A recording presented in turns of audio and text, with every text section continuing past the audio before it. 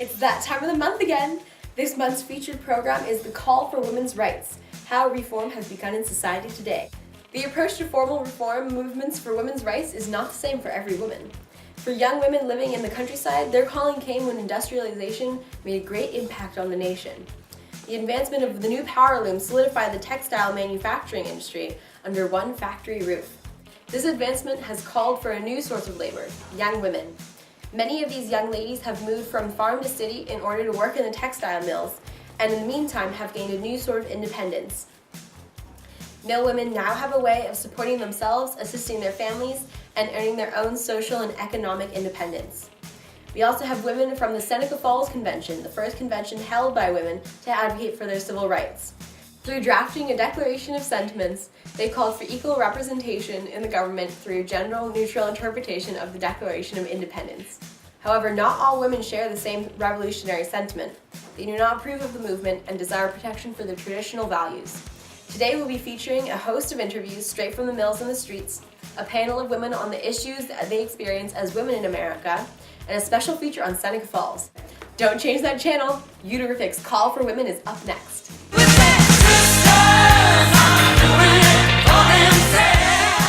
about to have the pleasure of hearing the inside chatter on what life is like within a rising phenomenon, the mills. Up until recently, women were only meant to be in the household, but now women have been thrown into the workforce. All of us are curious to hear about such a surprising new development. Thank you for having me. I finally might have a chance to voice my frustrations. Aren't you glad to have a new opportunity rather than being stuck on your family's farm? Oh yes, I am quite grateful for being able to finally be dependent. I have my own source of income. It gives me the option to either save my money for my future marriage, and I can help pay for some of the expenses for my sick mother. How generous of you. Are there any other ways you plan to spend your income? Well, I'd love to be able to give my brother a college education. I have known more than one to give every cent of her wages, month after month, to her brother, that he might get an education to enter some profession. It's very ambitious of you. So tell me what everyone is dying to know. What's an average day in the Lowell mill? Pardon my French, but it's hell. I got my hair caught in a loom, and it tore half out. Oh dear! Our days can be up to 12 hours and 45 minutes long. Right now, the 10-hour workday law is in process of being passed, but until now, the days have been very strenuous. Do you get enough breaks or free time? The chief evil, so far as health is concerned, is the shortness of time allowed for our meals. The next evil is the length of time employed, not giving us time to cultivate our minds. Oh dear, that must be difficult. It's quite difficult. But what makes matters worse is that our wages just got cut. We work awfully hard for such long hours, and they're lessening our pay. That must be very frustrating. Did you rebel? But of course, didn't you hear? The mills were shut down. We went to the Grove and listening to some inspiring speeches from early labor reformers. Were you ladies successful in regaining your original wages? It didn't do any good. The wages weren't raised, so we were forced to continue working with cut wages. With the large production of textile in the Industrial Revolution, the mills need our hands to get the work done. I'm sorry for your annoyances. On another note, I heard a rumor amongst the women. Is it true you've met a young city boy? Well, I'm not the only one. We've now seen what artisans and urban boys are like, much more thrilling than men on the farms. Well, we should probably stop before getting carried away. Thank you, Miss, for sharing your experiences with us today. It was a pleasure. Come on, darling, I want to paint a mural of you. Oh, Henry. Hello, I'm interviewing various people to try and get a taste for the different opinions on the recent women's uprisings. Do you two mind giving a moment of your time to introduce yourselves and tell me your take on these recent events? Sure. My name is Samuel J. May, and I am a firm believer in women's rights. Our country is made up of both women and men, so does it really make sense to run it by only half the population? One would think the savage management of the affairs of our own country should, in all modesty, lead us men to doubt our own capacity for the task of governing a nation or even a state alone, and to apprehend that we need other qualities in our public councils, qualities that may be found in the female portion of our race. So what you're saying is that you believe women potentially have something to offer to this country beyond the domestic realm? I don't believe that women potentially have something to offer. I know they do. There will be consequences in allowing women to become part of the political world? Have we the authority to accord to them just some prerogatives as we see fit and withhold the rest? No. Woman is not the creature, the dependent of man, but of God. Thank you so much for your time, sir. It was my pleasure. I hope to someday help achieve these equalities. Now, if you'll excuse me. Now, let us continue in our efforts to accumulate various opinions. Hello there. I'm interviewing people in women's rights movements. What is your name and what is your take? My name is Angelina Merritt, and I believe that women need to take a stand against this horrible fashion that they are being confined and confining themselves to. Let American and Christian women blush at their character of their Parisian models of fashion. So you're taking a more practical approach to these new women movements. You believe they should also include a change in appropriate clothing? Indeed, I do. The fashions of this day and age are vile, and women should not be subject to them. Thank you for your input. And can I ask, how do you feel about my outfit? Now to get one last look into the minds of the people. Hello, sir. Could you please tell me your name? Hello, I'm Horace Greeley, editor of the New York Tribune. It's a pleasure to have you, Mr. Greeley. Now, could you tell me a bit about your views on the recent comings of women's movement? Though I am uncomfortable with the ideas that they are standing for, there is no real reason or excuse for them not to have their equal rights. So what you're saying is that although you're not in love with the idea of equal rights for men, you understand its validity? Yes, exactly. Well, thank you for your time, Mr. Greeley, and that's it for today's On the Streets. We have with us today Mary Gable and Elizabeth Hamilton for a panel today on some of the societal hardships women today are facing. Thank you both for coming. Thank you. I know both of you were very involved in the women's movement. What prompted your involvement? Well, I believe it was an eventual coming together of issues that prompted me. I got a job in a factory, was earning some of the money to support my own family, but my hours kept on getting higher and higher. I was working 10 hours a day most of the time, so I said to myself, Mary, I cannot be a slave. I will not be a slave. Isn't it a pity such a pretty girl as I should be sent to the factory to pine away and die?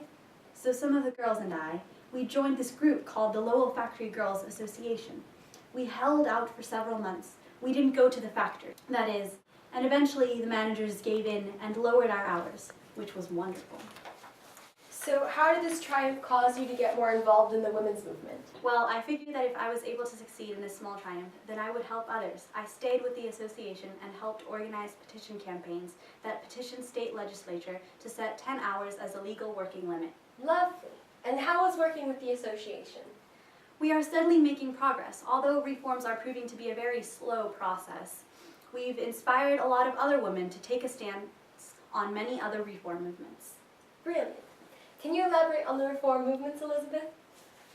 Well, many mill women have additionally gotten very involved in advocating against slavery. Many of us have already sent petitions to Washington opposing slavery. How has support for fairer wages impacted support against slavery, if at all? That's an interesting question. I've found, and I'm sure many others will agree, that there is not much of a difference in wage slavery and plantation slavery. It's a violation of fair human rights that should be guaranteed to us all. Would you say this is a problem America has today? Absolutely. Women have come to oppose the growing inequality evident in American society and to demand greater rights and rewards in society. How do you propose to fix this particular issue? Well, we've already started on that road. Through more and more women taking a stronger stance on public issues such as slavery and mill work, we can hope to amplify our voices and bring a change to American society. Thank you both so much for being here. Miss Elizabeth Hamilton and Mary Gable, everyone. Hello, it's July 20th and it's cold, and I'm here on the scene of Seneca Falls Convention. At 11 o'clock yesterday morning, 300 people met in the Wesleyan Chapel in Seneca Falls, New York for the first formal women's rights convention in the United States, led by Elizabeth Stanton and Lucretia Mott. Participants have drafted a document called the Declaration of Sentiments. This declaration is modeled after the nation's own Declaration of Independence, mirroring the convention's call for equal representation and rights for women alongside men. We are here live at Seneca Falls to get some insight on the convention. First voice we'll be hearing is Angelina Grips. Hello, Angelina. How are you today? I'm well. It is a great day for women, and so it is a great day for me. Well, congratulations. Can you elaborate on this great day for women? We women are beginning to take a stand for what we believe in, our rights. The investigation of the rights of the slaves has led me to a better understanding of my own. If there is a rising question for rights of slaves, then why doesn't the same question apply to women? You raise a very fine point. Thank you for your input, Miss Grimm. Thank you for having me. Oh, excuse me, ma'am. I'm here gaining insight on the Seneca Falls Convention and its participants. What are your opinions on the uprising of calls for women's rights? My handbook on the American women says that dissatisfied looks and sharp tones destroy the comfort of the system, neatness, and economy. This handbook tells me how to behave and keeps my acting as a proper lady should. So I'm going home to bake some bread. Okay, well, I guess this radical time for women isn't everyone's cup of tea, Well, let's take a look at some footage of Elizabeth Stanton speaking at the convention. We hold these truths to be self-evident that all men and women are created equal, that they are endowed by their Creator with certain inalienable rights, that among these are life, liberty, and the pursuit of happiness, that to secure these rights, governments are instituted deriving their just powers from the consent of the governed. The history of mankind is a history of repeated injuries and usurpations on the part of man toward woman. It is the duty of the women of this country to secure to themselves their sacred right to the elected franchise. Brilliant! Let's hear from Ms. Stanton herself back at the studio with an interviewer. I am here with Elizabeth Stanton, a social activist and a major leader in the reform movement for women's rights. Welcome, Ms. Stanton. Thank you for having me. Now, let's start with Seneca Falls. Tell me a bit about your view of the convention, why it was convened, the principles behind it. Of course, I believe it was a necessary early step in the formal reform movement for women's rights. One of my main assertions is that women are just as much citizens as men are. We women have been deprived of our most sacred rights. We insist that we have immediate admission to all the rights and privileges which belong to us as citizens of the U.S.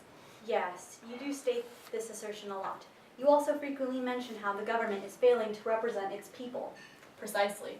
At Seneca Falls, we assembled to protest against a form of government existing without the consent of the governed, which includes us women. We basically make up half of this nation. Without us, the men could not even be alive. The government boasts of how it derives its powers from the people. However, women have yet to be represented in the government, which we are taxed to support. How is that just, I ask you? We are subjected to so much prejudice. Can you give us some examples of the prejudice and injustice women are subjected to? Current laws allow men to take the wages which his wife earns, the property which she inherits, and, in case of separation, her children. I mean, there are plenty more examples in the Declaration of Sentiments, which we wrote up at the convention. Women are stuck in this subordinate position, and we will need to pull ourselves out of it. Are there any perceptions of the women's rights movement that you'd like to address? Are there some ideas that you'd like to clear up for our viewers?